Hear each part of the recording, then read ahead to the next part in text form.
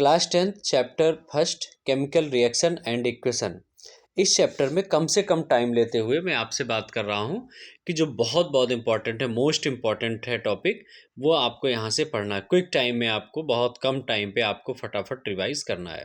ये चीज़ें आपकी छूटनी नहीं चाहिए। सबसे पहली चीज़ ये कि जब भी आप इस चैप्टर को रीड कर रहे हो और आपके पास अब टाइम बहुत कम है, एग्ज़ाम बिल्कुल पास में है आपको, आप एक फ्लो चार्ट बनाइए और उस फ्लो चार्ट में टाइप्स ऑफ रिएक्शन को लिखिए। सबसे पहले आप कॉम्बिनेशन रिएक्शन लिखिए और उसका इक्वेशन लिख दिए। कॉम्बिनेशन मतलब बहुत सिंपल है, कंबाइन करना है ना, दो को जोड़ना है।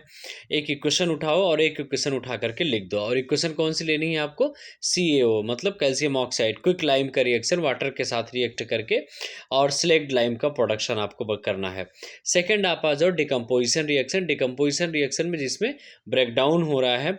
अब ब्रेक डाउन में यहाँ पे 3 पार्ट में डिवाइड किया गया है। पहला है thermal decomposition, second electrical decomposition और थर्ड आता है फोटोकेमिकल या फोटो डिकम्पोजिशन रिएक्शन। तीनों के आपको इक्वेशन देने हैं, बहुत इंपॉर्टेंट है। Next displacement reaction. Displacement reaction में भी आपको आयरन का कॉपर सल्फेट के साथ रिएक्शन करके इक्वेशन बनानी है जिसमें आयरन सल्फेट और कॉपर बनता है। इसके बाद डबल डिस्प्लेसमेंट। डबल डिस्प्लेसमेंट में जो रिएक्शन है, पहली रिएक्शन आपको सोडियम सल्फेट का देना है जो बेरियम क्लोराइड के साथ रिएक्शन करके बेरियम सल्फेट और सोडियम क्लोराइड का प्रोडक्शन कर रही है। इसके बाद अब इसी रिएक्शन में एक अलग से भी जो टॉपिक बहुत ज़्यादा आपने देखा भी होगा, बहुत बार क्वेश्चन भी पूछा जाता है कि difference between exothermic reaction and endothermic reaction, दोनों के एग्जाम्पल। कभी कभी यहाँ से क्वेश्चन पूछा जाता है कि रिस्पिरेशन एक्सोथर्मिक रिएक्शन है या एंडोथर्मिक रिएक्शन है, आप इसको एक्सप्लेन करो। इसके बाद लास्ट टॉपिक आता है यहाँ से रेडॉक्स रिएक्शन। रेडॉक्स रिएक्शन में दोनों को अलग कर लेना कि रेडॉक्स में इसमें ऑक्सीडाइजिंग एजेंट कौन सा है, रिड्यूसिंग एजेंट कौन है, और यहाँ पे जो आपको इक्वेशन देना है वो इक्वेशन डिट्टो एनसीईआरटी का ही इक्वेशन आपको एक्सप्लेन करना है। ये मोस्ट इंपॉर्टेंट टॉपिक है।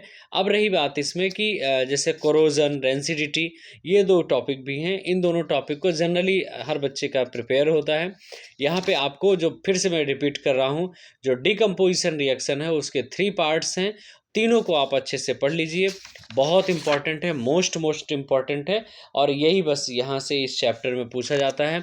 जनरली बैलेंस करने की जो बात आती है, बैलेंस करना आसान होता है, कोई बहुत टफ नहीं है। यहाँ डिट्टो आपको एनसीईआरटी के ही इक्वेशन फॉलो करने हैं। एनसीईआरटी के अलावा आपको कोई इक्वेशन पे नहीं जाना है। एनसीईआरटी के इक्वेशन देखिए, और अगर आपको बिल्कुल 100% यहाँ पे पॉइंट में भी मार्क्स ना कटे तो इसके लिए आप एनसीईआरटी एग्जाम्पलर का सपोर्ट करो। एनसीईआरटी एग्जाम्पलर में जो भी क्वेश्चंस दिए हैं इस चैप्टर के, उनको अच्छे से कम 4 to 5 टाइम आप अगर रिपीट कर लेते हैं तो आपका ये चैप्टर 100% कन्फर्म हो जाता है। आप आगे के चैप्टर्स को देखने के लिए वीडियो को लाइक करिए, सब्सक्राइब करिए और शेयर करिए प्लीज़।